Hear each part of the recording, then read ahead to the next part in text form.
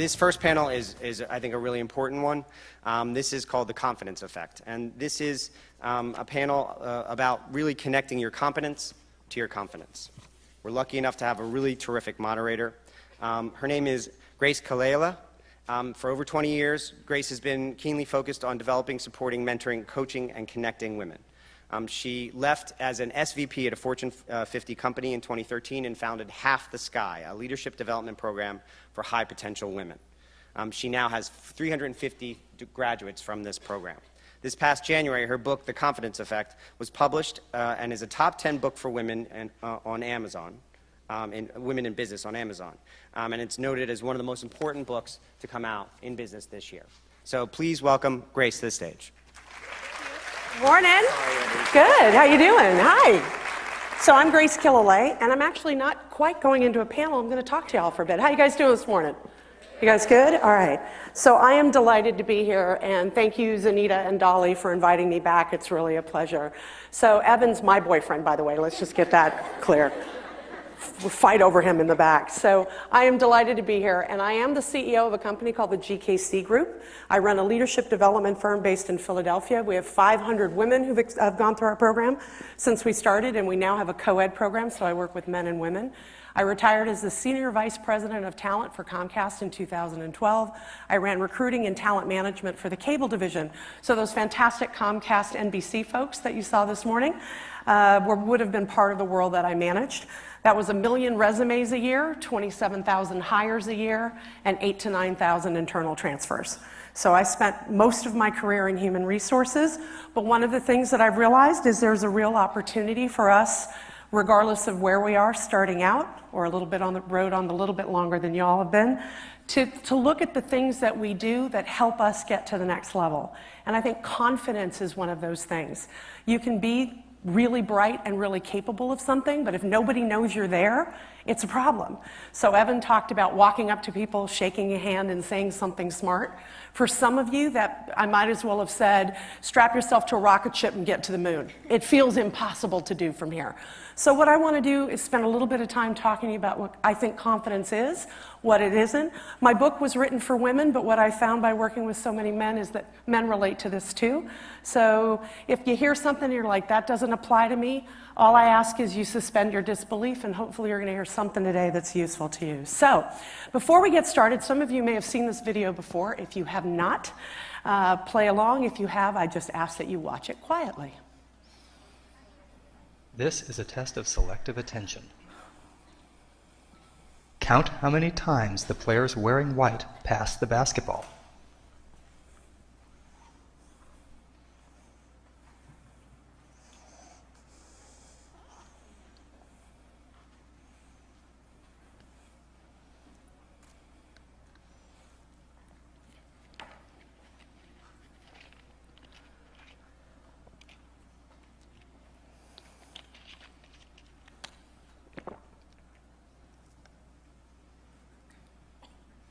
How many passes did you count? How many did you count?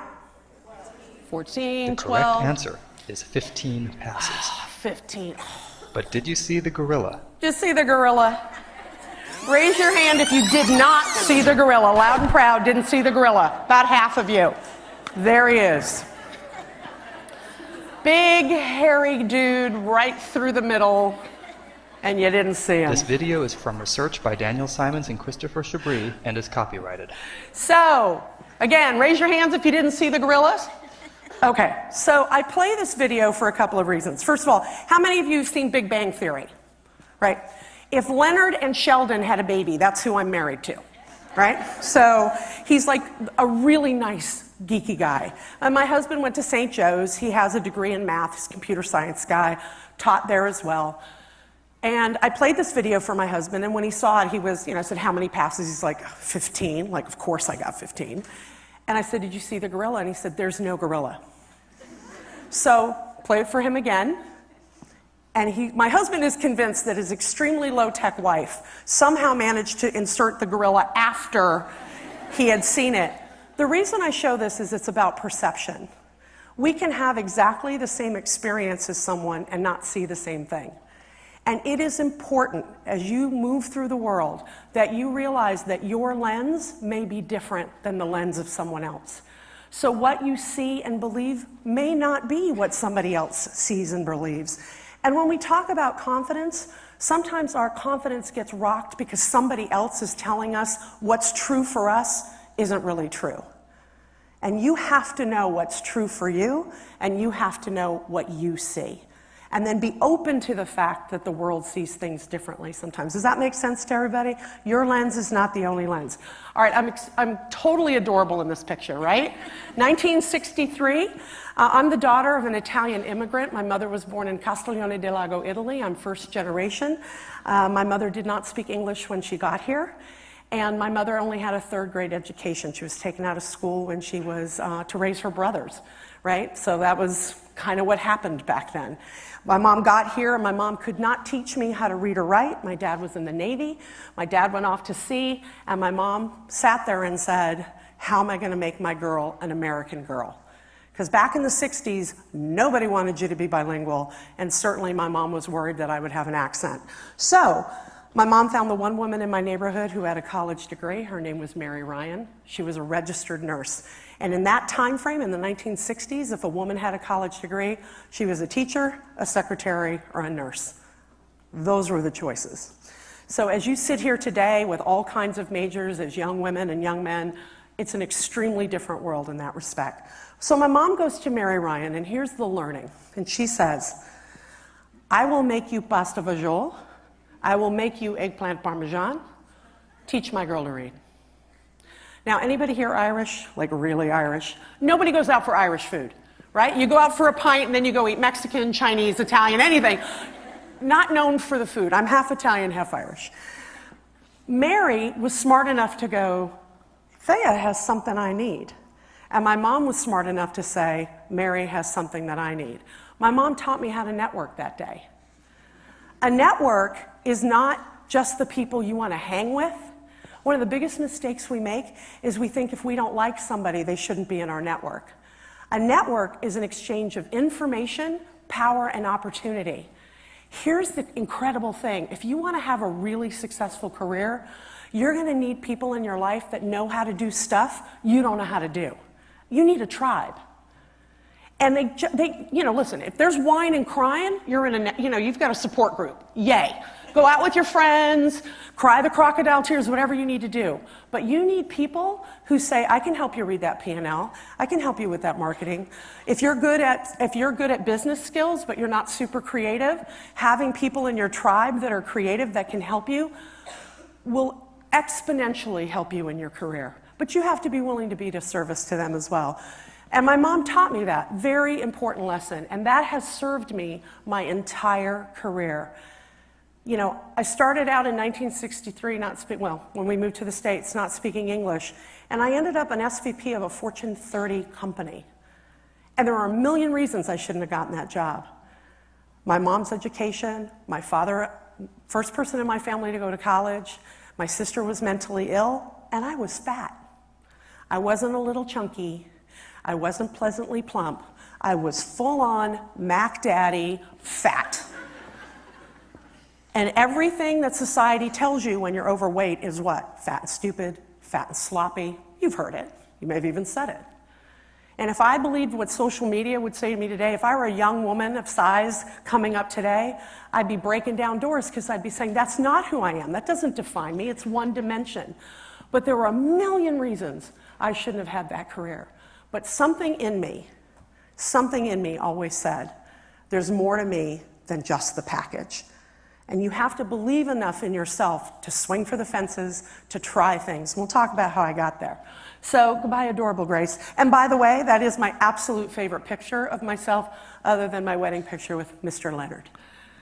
All right, so here's an important thing you should know. And you all are right below. There's millennials in here, and then there's the, what are you if you're not a millennial? What are they calling you guys? I, Z, bunch of stuff. Here's what I say. You're coming up. You're just up and coming. We label generations, and we do you guys a disservice. And when we talk to leaders and organizations, and they're like, we don't know how to lead millennials. We don't know how to lead the next group. I said, give them good leadership, give them opportunity, and they'll figure it out. But you all do learn differently, you process differently, and you do have different expectations of the work world. Here's the thing, people like me are retiring. 10,000 people a day in this country are 65 and older, are getting out of the game. By 2030, we'll all be gone, except for me. I'll be fantastic and still doing this. So look for me. I told my husband I'm gonna work till I'm 90, because I love it. I love doing this. But almost full retirement of the boomers by 2030. So there's opportunity. There's going to be room on the road for you as you're coming up. And I know the market has been tough. It's been hard for people, but it's coming. But let me talk about, this is a little bit of a mashup between my book and what I've known as an HR executive. You gotta be good at whatever you're going in to do, right? Competence is table stakes. Like, there's no phoning it in. There's no, oh, I missed your deadline. There's no, I don't understand this. If you're gonna get into the corporate world, you have to deliver. The quality has to be good, the product has to make sense, and you gotta have some hustle. Not a little bit of hustle, a lot of hustle. So if you're like, I don't wanna work that hard, you sure as hell don't wanna work in cable. I'm just telling you now, drop the mic and go. You don't wanna work in cable or digital or media if you don't wanna work hard, because it's white water. It's exciting, there's opportunity, you can learn a lot, you can expand your brain, but you cannot phone it in. When I started working, my first job was a place called Price Club, which became Costco. So it's one of the big box stores, right? Retail. $2.10 an hour. $2.10 an hour, and I moved dog food from one shopping cart to another. My dream job, right? But every time they asked me to do something, I said yes. And every time I said yes, I got asked to do something else. And I got exposure, and eventually I became a supervisor. And I was supervising people that were older than me. But I worked hard, and when I did something, I did it to the best of my ability. You will make mistakes. Even competent people make mistakes. But you can't make them all the time, and you can't not care about the quality of what you do. So that is table stakes for us. But when I look at leaders, when I look at people who are out in the work world, and I say, what's the difference between people who get it and people who move up? Because you can be good, and you see people, why am I not getting it? And a lot of times is because they don't have the confidence to raise their hands, ask for what they want, and show up in a way that people go, who is that person? Who's that young woman? I want to know what she's doing. And where that starts is the conversation you have with yourself in the mirror. You know that one, not good enough, smart enough, thin enough, didn't go to the right school, not the right color, I don't have what it takes, I don't have the nicest clothes. Whatever the conversation is that qualifies you out, that is the GPS of your life. Seriously, right? You get in your car, you turn your phone, you're just walking somewhere. Where you want to go, you program it in and it starts to tell you. Your inner critic is your human GPS. You suck. If you're programming you suck in here, you are not going to get where you want to go. You're going to crash into walls. You know, I said to you, if I believed what society told me, I wouldn't get out of bed in the morning. Not good enough, smart enough, certainly not thin enough. But here's my thing. If you can't hide it, decorate it. Like hello. Right? You can see me from space. I don't care. I got sparkles on. I got a ring the size of Idaho. It's all here. It's all right here. But if I walk out here with confidence, you respond to me that way. There is a difference in how people treat you when you walk in with your head up and your shoulders back and you say, not only do I belong here, you want to know me. People respond to that. So that inner critic is so critical. And it needs to shut up. Like, you really need to say, when you start that conversation, and here's the thing, we think only young women do this or women do this. Men do it too. We just don't let men talk about it. We tell guys, you know, man up, suck it up, you're going to get... We socialize boys and men not to be comfortable talking about their fear. But when I work with groups of men, I just had 45 men in a leadership program in Philadelphia yesterday, and they're stuck in the same trap without the words to express it. So what I'm saying to you is, what is your GPS saying? If you got here this morning and you saw somebody and went, oh, that person's got some, wow, look at that person. She really belongs here. And you're being timid and shy because you don't match up to somebody else's reflection, you will not have the life, not only that you want, but that you deserve. So what do? We have to show up. So showing up matters. And showing up, by the way, isn't just being in the room, it's your physical energy. Right? When I walked in this morning, there's a lovely woman, young woman named Mel, who's been helping the speakers. And I walked up to the desk, and she looked up, and she said, good morning, I'm Mel. That energy is very different than, can I help you? It was really early getting here this morning, wasn't it? I could be sleeping in right now. You know that person, when every time you ask them how they're doing, they're like this?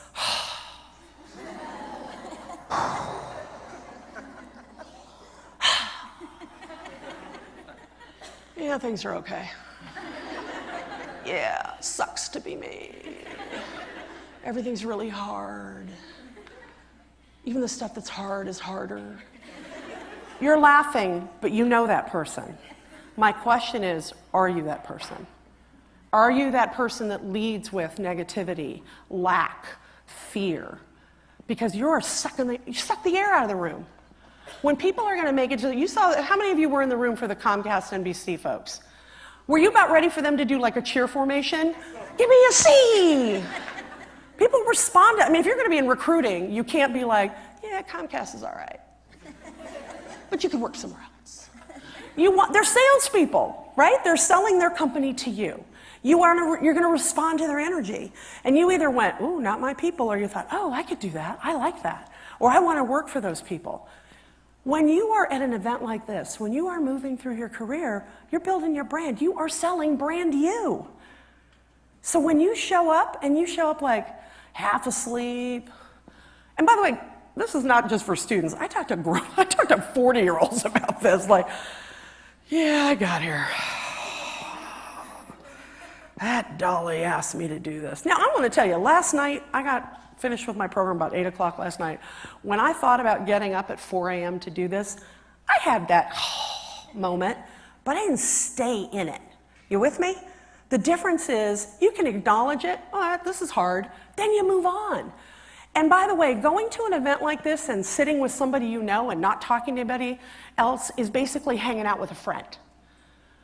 Showing up is about getting out of your comfort zone, talking to people you don't know, inviting people to say, hey, will you connect with me on LinkedIn? Tell me what you're studying about. You can build relationships at an event like this that can last you an entire lifetime.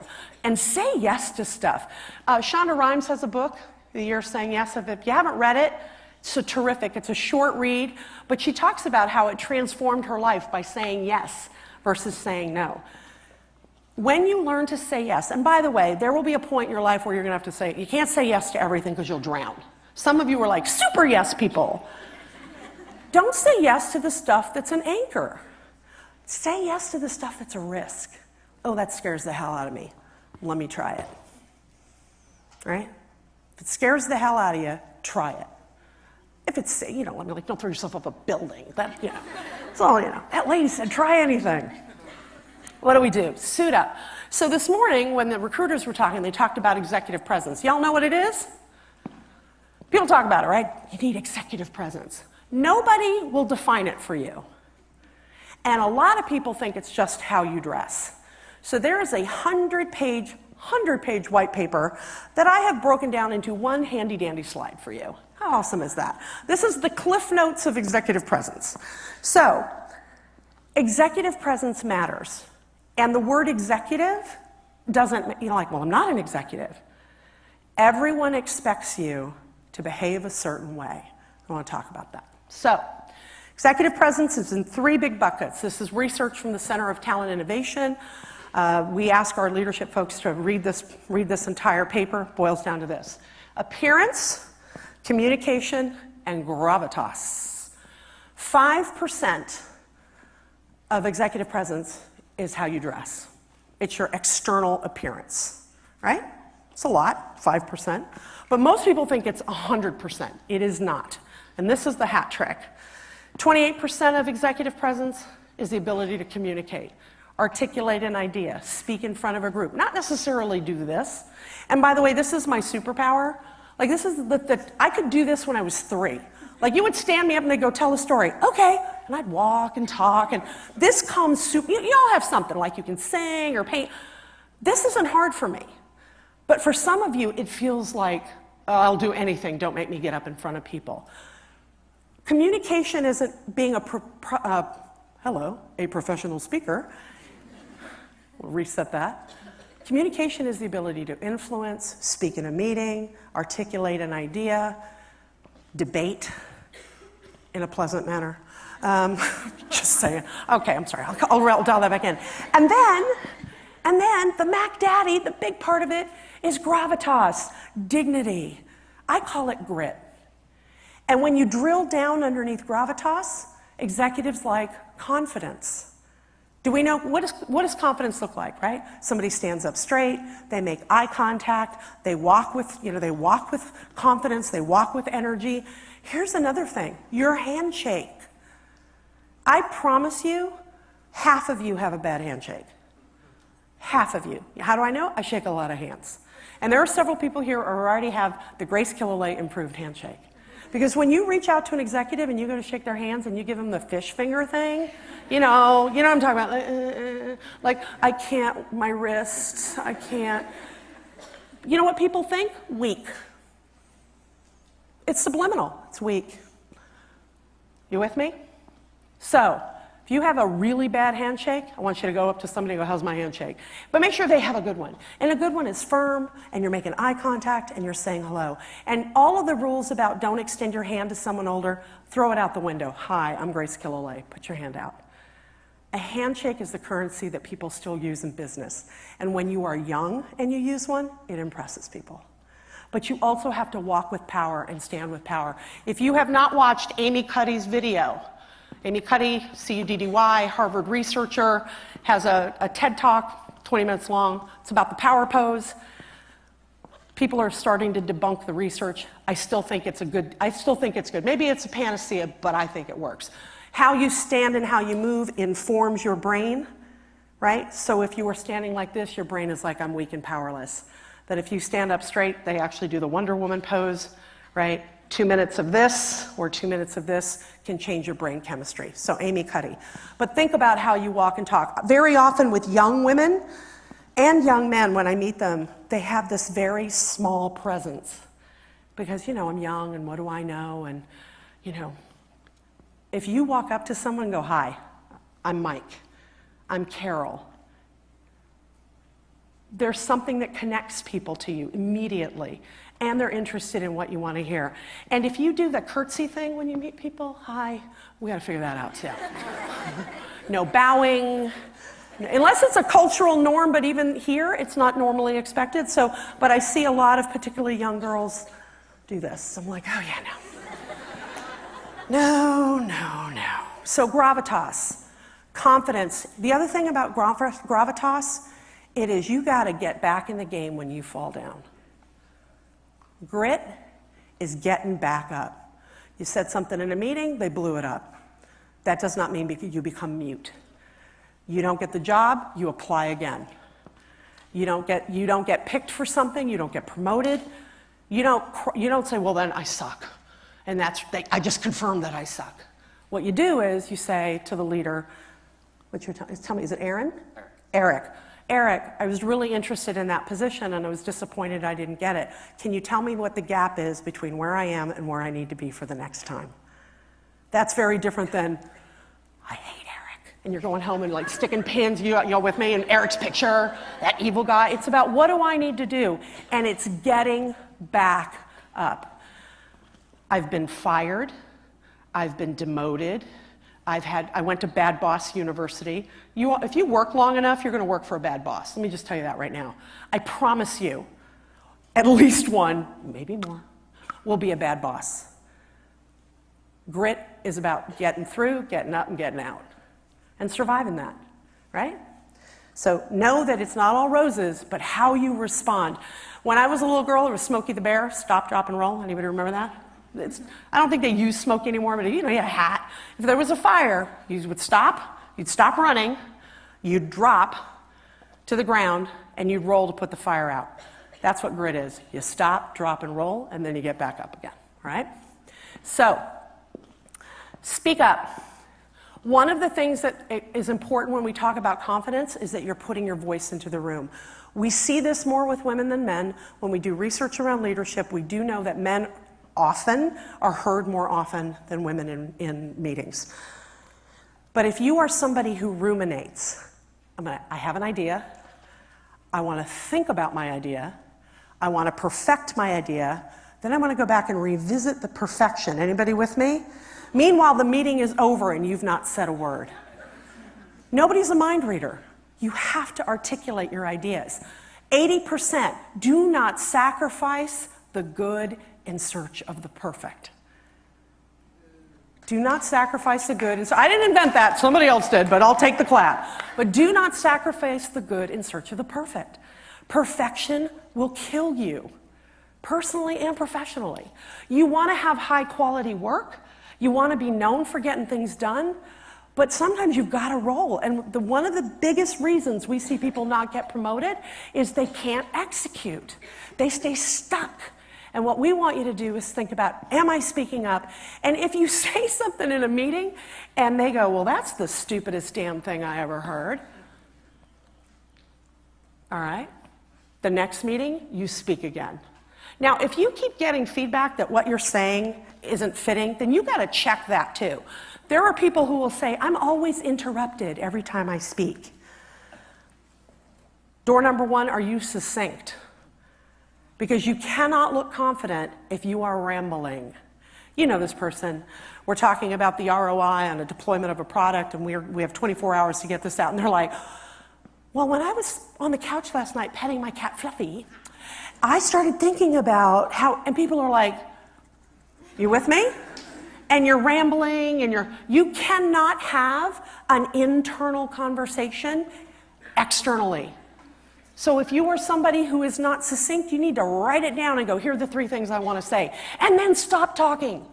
Like go, door number 1, door number 2, door number 3, and then just go like this. Because it's hard for you, right? But what you find is when you are succinct, people will start to listen more. And even if you're not always on point, they're not rolling their eyes when you're speaking, you know that, right? Some of you in school are doing that. We see leaders in our program, and every time something is happening and they start to go off like this, and people around them are like, oh, they're still talking. And it will affect your brand. And even when you interview, you want to be succinct. You want to answer the questions, you want to be on point, but you want to stay in the neighborhood of the question. So speak up. And by the way, language matters. What do you do? So I asked somebody earlier, I was one of the folks from the NBC team, and he goes, well, I'm sort of interning, and I said, are you good at the numbers? And he's like, well, kind of, and I said, let me ask you that again. He's an economics guy. You good at the numbers? Probably. So I said, you need to be able to very quickly say, I got this. People want, here's the thing, USC did a study a million years ago, that people like people who positively self-disclose. Right? We get lessons along the life. Don't brag. Don't have an ego. People want to know you got it. So Muhammad Ali had a quote which was, "It ain't bragging if you can back it up." So if somebody says, "Are you good at this?" and you're like, "Yeah," right? Yes, I am. I've been very successful in that space. People like people who positively self-disclose. But when someone says, "What do you do?" I'm just an intern. I've only been here a year. That doesn't even answer my question. What do you do? I'm supporting the marketing team. I work with the vice president of, even if it's an intern role, I was selected as an intern to be part of this program, right? There are 130,000 people in the Comcast organization, give or take a few. You get an internship there, you get selected for one of those rotational programs, that's like that's like a big deal. You should own that. Like, I got selected to be in this program. And here's another thing. When you talk about what you do, quantify it. How many resumes a year did we get at Comcast? 1 million? Because I started my speech with that. 1 million resumes a year, 27,000 hires a year. You can say you run recruiting, Or you can quantify things for people. I lead a team of 7. I have a budget of $4 million. I'm supporting an organization that has 22,000 customers. Use numbers. Use metrics to support what you do. So, quick one. We over-apologize. Take a look.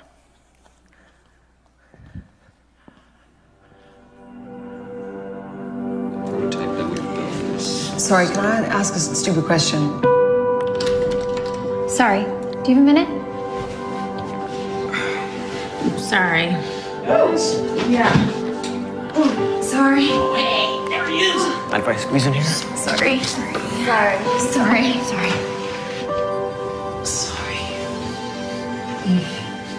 It's Tim. Sorry, you go first. No, it's just, I was gonna say.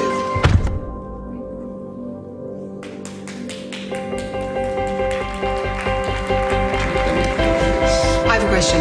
Why don't we go back to the original thing that we did? Morning. You got a minute? Sorry, not sorry. Sorry, not sorry.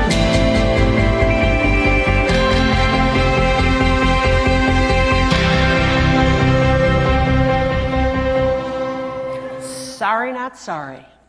Love that. Here's the thing. Accountability is an important quality in leadership. It's really important. When you make a mistake, to be able to look someone in the eye, this goes back to gravitas. You know what? I know you're disappointed and it won't happen again. Then stop apologizing. You know the way you really say you're sorry for something? You don't do it again. Had a client who was unhappy with something that I provided to them, thought I'd done a good job, called her to follow up. She was not pleased when I started my firm. And the first thing I said was, I'm clearly disappointed that I didn't meet your expectations. Of course, I will not send you a bill, and I hope I can regain your confidence. And I did, and I will continue to do that. But I don't call her and lead every conversation with her as, remember that time I screwed up and you weren't happy? I just have moved on. So very quickly, 1 degree shift. The difference between hot water and steam is 1 degree. Now, if you're like a sciencey person, you're going to send me an email that gives me the whole math formula. I won't read it. I'm married to that guy. You don't need to send it to me. At 211 degrees, water is scalding hot. You can't bathe in it. You can't drink it. It will burn you. At 212 degrees, water starts to steam. 1 degree difference. 1 degree.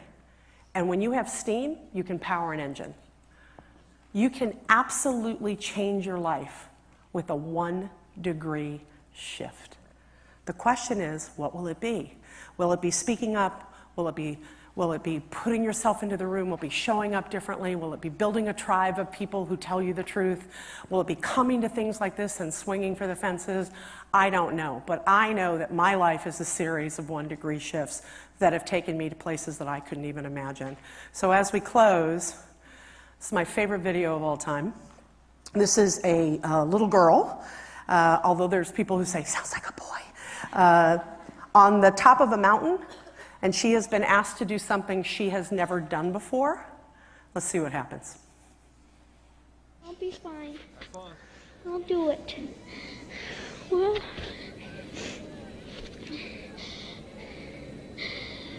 here goes something, I guess. Oh, okay, you can do this. I'm gonna jump. You got it. Whoa, my ski's slipping off. Just remember, never snowplow, okay? No snow plows. Keep it straight and you'll be fine. Okay. You do on the 20. Straight. Do you go faster on the in run? Little bit. A little bit? Yeah. Is it any steeper, do you think? Not much? Same steepness, it's just longer. Well, just longer. Just longer. Just a bigger 20, that's all. Yep. Have It's a fun. bigger 20.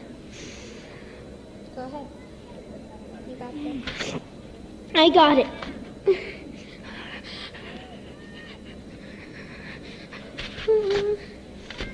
It's fine. You'll be fine. Okay. Here The longer you wait, you'll be more scared. I go.